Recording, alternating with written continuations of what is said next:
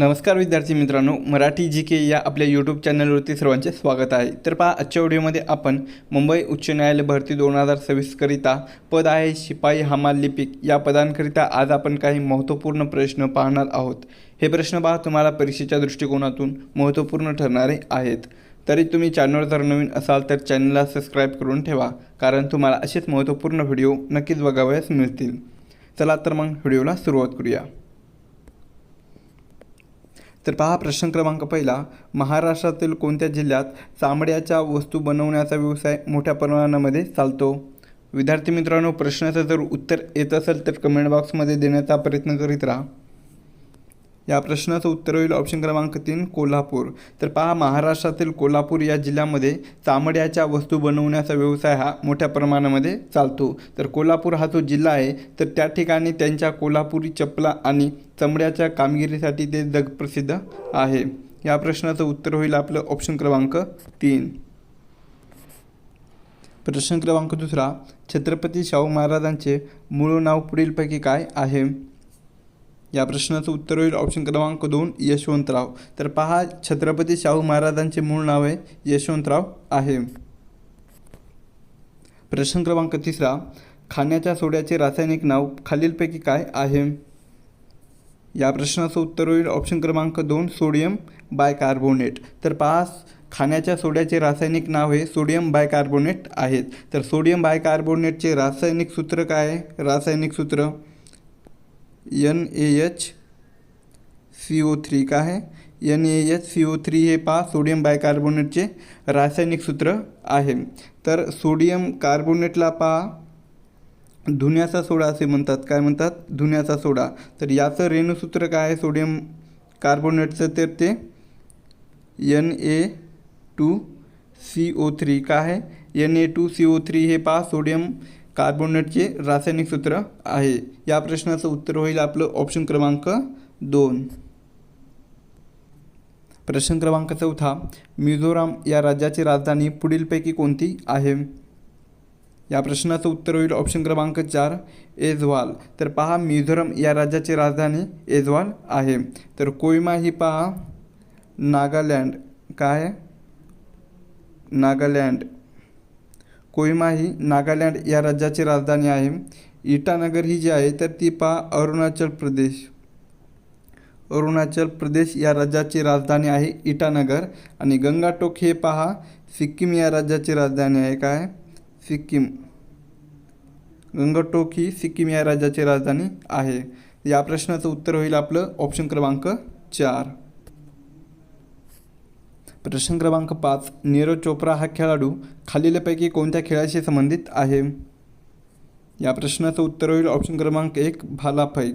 तर पहा, नीरज चोप्रा हा जो खेळाडू आहे तर तो भालाफेक या खेळाशी तो संबंधित आहे। तर नीरज चोप्राने पहा टोकियो ऑलिम्पिकमध्ये भालाफेक स्पर्धेमध्ये सुवर्ण पदक हे जिंकलेले होते। या प्रश्नाचं उत्तर होईल आपलं ऑप्शन क्रमांक 1। प्रश्न क्रमांक 6, मराठी भाषेच्या व्याकरणाचे पाणिनी म्हणून कोणाला ओळखले जाते? या प्रश्नाचं उत्तर होईल ऑप्शन क्रमांक 1 दादोबा पांडुरंग तरखडकर। तर पहा, मराठी भाषेच्या व्याकरणाचे पाणिनी म्हणून दादोबा पांडुरंग तरखडकर यांना ओळखले जाते। तर दादोबा तरखडकर यांनी महाराष्ट्र भाषेचे व्याकरण हा ग्रंथ त्यांनी लिहिल्यामुळे त्यांना मराठी भाषेचे पाणिनी म्हणतात। या प्रश्नाचं उत्तर होईल आपलं ऑप्शन क्रमांक 1। प्रश्न क्रमांक 7, स्थानिक स्वराज्य संस्था। तर स्थानिक स्वराज्य संस्थेला काय म्हटले जाते? तर पंचायत राज। काय म्हटले जाते? पंचायत राज।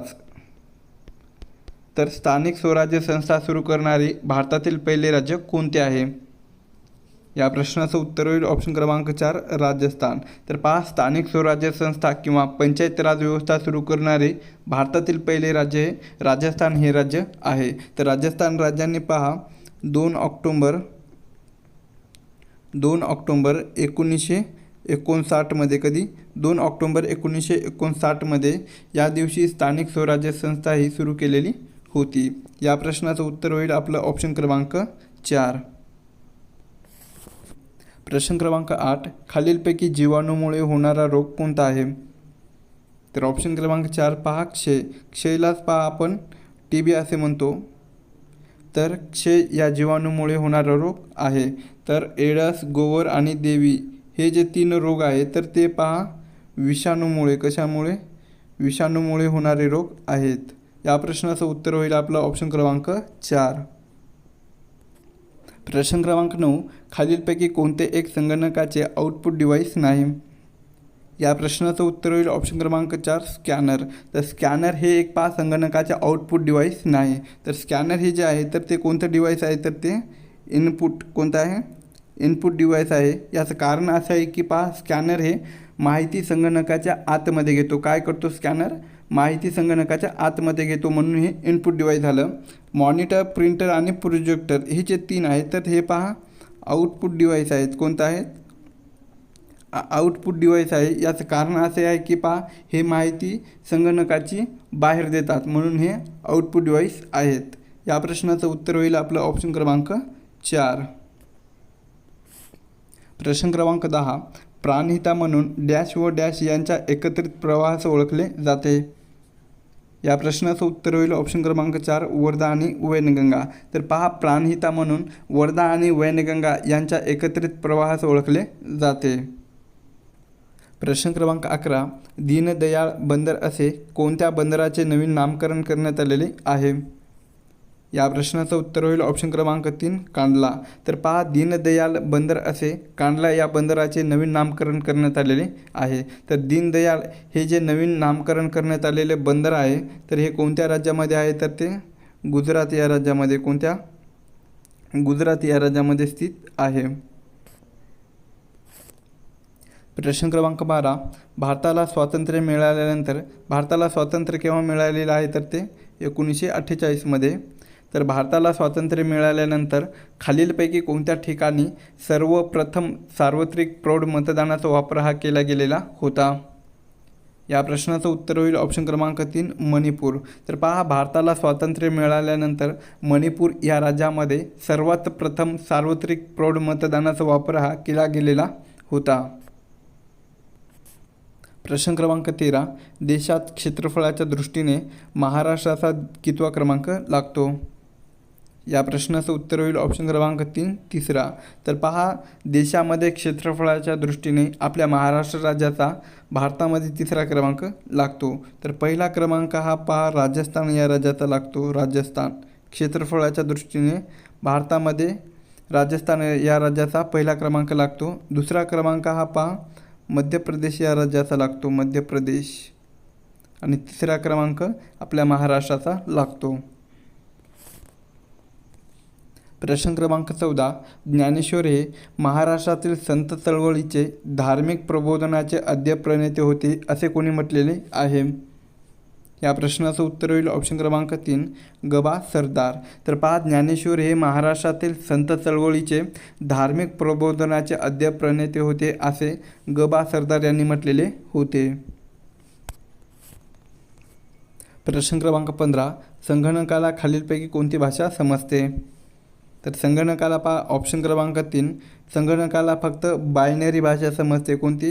संगणकाला बायनरी ही भाषा समजते. क्रमांक 16. बुलढाणा जिल्ह्यातील थंड हवेचे ठिकाण खालीलपैकी कोणते आहे? या प्रश्नाचं उत्तर होईल ऑप्शन क्रमांक 2 भिंगारा. तर बुलढाणा जिल्ह्यातील थंड हवेचे ठिकाण आहे भिंगारा हे थंड हवेचे ठिकाण आहे. तर लोणावळा हे जे थंड हवेचे ठिकाण आहे तर ते पुणे या जिल्ह्यामध्ये आहे. म्हैसलमाळ हे जे थंड हवेचे ठिकाण आहे तर ते संभाजीनगर या जिल्ह्यामध्ये आहे, संभाजीनगर. आणि गौताळा हे एक अभयारण्य आहे जे की हे पण संभाजीनगर या जिल्ह्यामध्ये आहे. प्रश्न क्रमांक 17. भारतीय संविधानात मूलभूत कर्तव्य केव्हा समाविष्ट करण्यात आले? या प्रश्नाचं उत्तर होईल ऑप्शन क्रमांक 3 1976. तर भारतीय संविधानात मूलभूत कर्तव्ये हे जे आहे तर ती 1976 या वर्षी समाविष्ट करण्यात आलेली होती. जी आपल्या भारतीय संविधानामध्ये जे मूलभूत कर्तव्य आहे तर ती 42व्या घटनादुरुस्तीनुसार 42व्या घटनादुरुस्तीनुसार संविधानामध्ये कलम 51 काय आहे? कलम 51 या कलमाअंतर्गत मूलभूत कर्तव्ये ही जोडली गेलेली होती. प्रश्न क्रमांक 18, तुम्ही मला रक्त द्या मी तुम्हाला स्वातंत्र्य देईन असे कोणी म्हटलेले होते? तर ऑप्शन क्रमांक 1 पहा, सुभाषचंद्र बोस. तर तुम्ही मला रक्त द्या मी तुम्हाला स्वातंत्र्य देईन असे सुभाषचंद्र बोस यांनी घोषणा दिलेली होती. प्रश्न क्रमांक 19, मानवी शरीरात एकूण हाडाची संख्या किती असते? तर या प्रश्नाचं उत्तर होईल ऑप्शन क्रमांक 1 पहा, 206. तर मानवी शरीरामध्ये एकूण हाडाची संख्या किती असते? तर ती 206 इतकी असते. तर लहान मुलामध्ये हाडाची संख्या किती असते? तर ती 300च्या आसपास असते. किती? लहान मुलामध्ये हाडाची संख्या ही 300च्या जवळपास असते. प्रश्न क्रमांक 20, नारायण श्रीपाद राजहंस यांना कोणत्या नावाने ओळखले जाते? या प्रश्नाचं उत्तर होईल ऑप्शन क्रमांक 3 बालगंधर्व. तर पहा, नारायण श्रीपाद राजहंस यांना बालगंधर्व या नावाने ओळखले जाते. प्रश्न क्रमांक 21, अमेरिका व कॅनडा स्थित भारतीयांनी कोणती संघटना स्थापन केली? या प्रश्नाचं उत्तर होईल ऑप्शन क्रमांक 3 गदर. तर अमेरिका व कॅनडा स्थित भारतीयांनी गदर या संघटनेची स्थापना केलेली होती. तर गदर संघटनेची स्थापना कोणी केलेली आहे? तर ती लाला हरदयाल यांनी. कोणी? लाला हरदयाल यांनी गदर या संघटनेची स्थापना केलेली होती. प्रश्न क्रमांक 22, खालीलपैकी कोणत्या राज्याची सीमा नेपाळ या देशाला लागून नाही?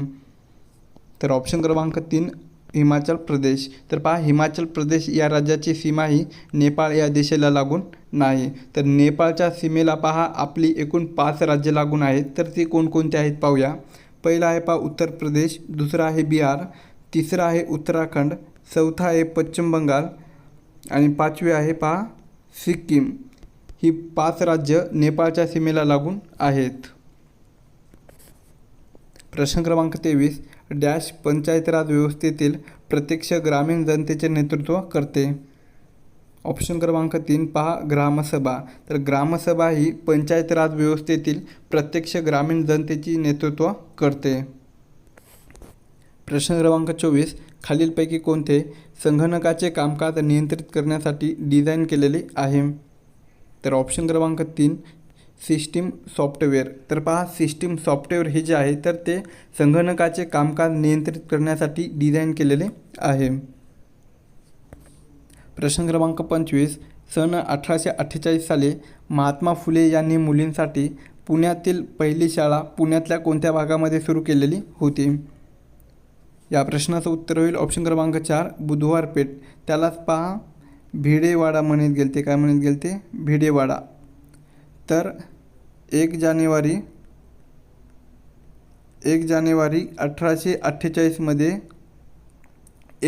1848 मध्ये महात्मा फुले यांनी मुलींसाठी पुण्यातली पहिली शाळा पुण्यातल्या बुधवार पेठ या भागामध्ये सुरू केलेली होती. प्रश्न क्रमांक 26, महाभारतातील कुरुक्षेत्र हे रणांगण भारतात कुठे आहे? या प्रश्नाचं उत्तर होईल ऑप्शन क्रमांक 3 हरियाणा. तर महाभारतातील कुरुक्षेत्र हे जे रणांगण आहे तर ते भारतातील हरियाणा या राज्यात आहे. प्रश्न क्रमांक 27, भारतरत्न पुरस्कार मिळवणारी महाराष्ट्रातली पहिली व्यक्ती खालीलपैकी कोण आहे? तर ऑप्शन क्रमांक 3 धोंडो केशव कर्वे. तर पहा, भारतरत्न पुरस्कार मिळवणारी महाराष्ट्रातली पहिली व्यक्ती ही धोंडो केशव कर्वे आहेत. तर धोंडो केशव कर्वे यांना पहा 1958 मध्ये, कधी?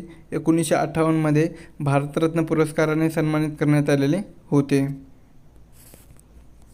प्रश्न क्रमांक 28, खालीलपैकी कोणती माती ही चहा उत्पादनासाठी चांगली असते?